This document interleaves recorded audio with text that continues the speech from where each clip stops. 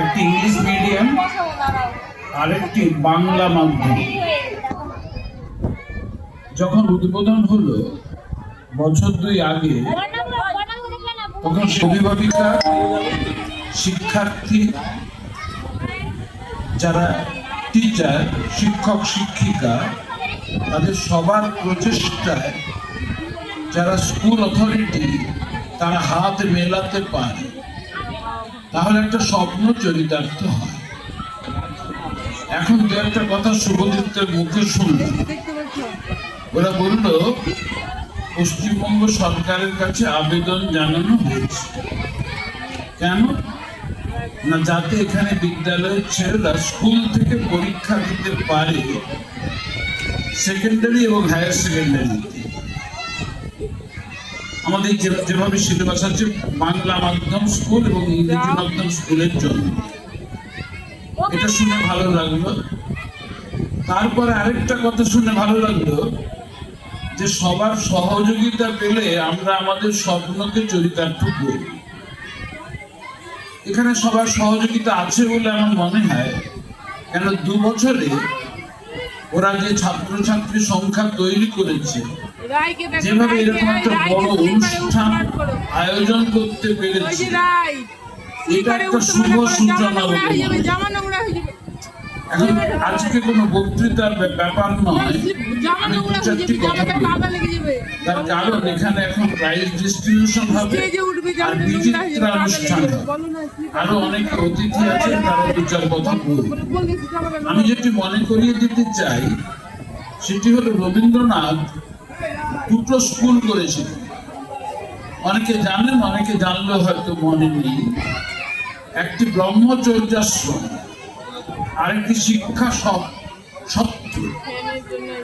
ব্রহ্মচর্যাশ্রম করে তার ইচ্ছে ছিল যে ছেলে মেয়েদেরকে যন্ত্রের মতো তৈরি করবেন, কলের শিক্ষা দেবেন, আনন্দের মধ্য দিয়ে প্রকৃতির বুকে চোখ কান খোলা রেখে তার পরিপূর্ণতা প্রাপ্তি হবে। মানে কেবলমাত্র প্রয়োজন সাধনের জন্য নয়, জীবিকার জন্য নয়, পূর্ণ জীবনের বিকাশের জন্য শিক্ষা।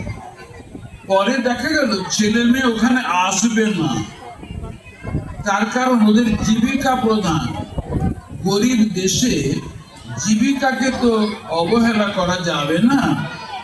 অর্থাৎ লেখাপড়াটা এমন করাতে হবে যেন কোনো কাজ করতে পারে। যার যেমন ক্ষমতা, প্রত্যেকের তো একরকম ক্ষমতা নয়। হার্ভার্ড ইউনিভার্সিটি আছে বিদেশে, সেখানে গার্ডনার বলে একজন বিখ্যাত মনস্তত্ত্ববিদ, তার একটা থিওরি আছে, তত্ত্ব আছে, থিওরি অফ মাল্টিপল ইন্টেলিজেন্স। অর্থাৎ একটা শিশুর মধ্যে না অনেক রকম ক্ষমতা থাকে, কোনোটা বেশি চোখে পড়ে, কোনোটা ভেতরে থাকে, প্রকাশিত হতে দেরি। সেজন্য তাদেরকে সুযোগ দিতে হয়। রবীন্দ্রনাথ বললেন এই সুযোগটা দিতে হবে, কিন্তু অবহেলা করতে, এমন পড়াতে হবে যেন কিছু কাজ করতে। তবে মনের মতো একটা স্কুল, সেখানে জীবিকাকে গুরুত্ব দেব বলে তিনি শিক্ষা সত্র করলেন। দেখলেন যা পারা গেল না বোঝা, জীবিকাকে অস্বীকার করা গেল না। সুতরাং যেন কিছুটা বিফল হলেন মনের দুঃখের সঙ্গে। এইটা মনে রেখে আমাদের চলতে, অর্থাৎ আমরা ছেলে মেয়েদের যে সমস্ত ক্ষমতা আছে তার বিকাশের জন্য চেষ্টা করব। এই যে তারা কেউ আজকে গান বাজনা করবে, এর জন্য একটা পরিবেশ তাদের আমরা দেব যাতে তারা আনন্দের সঙ্গে লেখাপড়া করতে পারে। খেলার পরিবেশ দিলে পড়াটাও একরকম খেলা বলে মনে হয়। এই আনন্দের পরিবেশটা ওরা নিয়ে যাবে ওদের শ্রেণীকক্ষে। এখন আরেকটি কথা মনে রাখতে হবে যে তারা এই যে আজকাল না ম্যানেজমেন্টের অনেক থিওরি আছে, বড় হলে তোমরা পড়বে, যারা মাস্টারমশাই তাদের জানা ভালো। ম্যানেজমেন্ট থিওরি কি বলছে জানো? উইন উইন সলিউশন, মানে এমন একটা কাজ করো দুপক্ষেরই যেন উপকার হয়। অর্থাৎ তোমার স্কুল করে রোজগার হয়, শিক্ষক শিক্ষিকার রোজগার হয়, ছেলে মেয়ে তৈরি হয়, আবার আনন্দের মধ্যে শিক্ষক শিক্ষিকা থাকতে পারে, ছেলে মেয়েরা থাকতে পারে। তাহলে শুধুমাত্র প্রয়োজন সাধন করা, আনন্দের মধ্য দিয়ে জীবনে পথটিকে সুন্দর করা, নিজের কথা যেন ভাবতে পারি, আর আমার যোগ্যতা দিয়ে পরের কথাও যেন ভাবতে পারি। তাহলে এইরকম একটি পরিবেশ এরা এইরকম অনুষ্ঠান থেকে শ্রেণীকক্ষে নিয়ে যাবে। একটা কথা বলেই শেষ করে দিচ্ছি, বিদ্যা দিয়ে তো শুধু হবে না, দরকার কি জানো, আমি যে পারি এবং সেই পারাটা যে সবার প্রয়োজনে এটা জানি। আর তৃতীয় হলো যে আমি ভাবনা চিন্তা করতে পারি, আমার মতো করে ভাবতে পারি, আমার উপর কেউ কিচ্ছু চাপিয়ে দেয় না, আমার ভাবনায় তারা সাহায্য করে। এইভাবে ছেলে মেয়েদের তৈরি করতে হয়। বাবা মারও দায়িত্ব তাই, ছেলে মেয়েরাও যেন বুঝতে পারে আমাকে আমার ভাবার ক্ষমতাটা আছে, যেন কাজে লাগাতে পারি। এই যে ব্যাপারটা, এইটা যদি আমরা করতে চাই, তাহলে ওই উপনিষদের একটা বাণী বলে শেষ করে দিচ্ছি, যদেব বিদ্যয়া করোতু, বিদ্যা অর্জন করলে তো শ্রদ্ধয়া, তারপর শ্রদ্ধা দরকার। এর মানে কি না গুরুজনকে শ্রদ্ধা না, না নিজেকে শ্রদ্ধা করো, বলো এই তো আমি পারি, নিজের জন্য পারি, পরের জন্য পারি।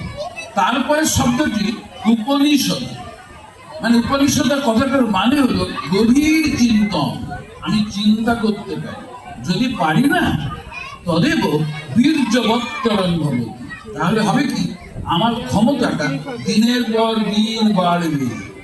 দুটি শব্দ শিখে রেখো যারা ছেলেমেয়েরা একটু ইংরেজি জানে বা জানতে চাও, একটি হলো এফিসিয়েন্সি, কর্মদক্ষতা, আরেকটি হলো প্রোডাক্টিভিটি, উৎপাদন ক্ষমতা।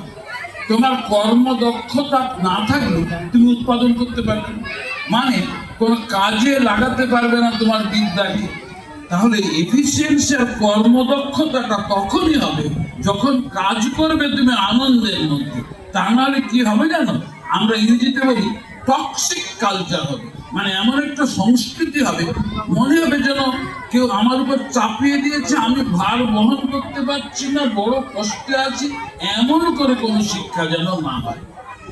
আজকের এই পুরস্কার বিতরণী অনুষ্ঠানে আমার শেষ কথা হলো, এই আনন্দটি যে আজকে তোমরা পাবে, একে তোমরা শ্রেণীকক্ষে নিয়ে যাবে, শিক্ষক শিক্ষিকা ওই আনন্দের অংশীদার হবে, অভিভাবক অভিভাবিকাও এদের সঙ্গে হাত মিলিয়ে কাজ করবে, তাহলেই আজকের অনুষ্ঠানের সার্থকতা।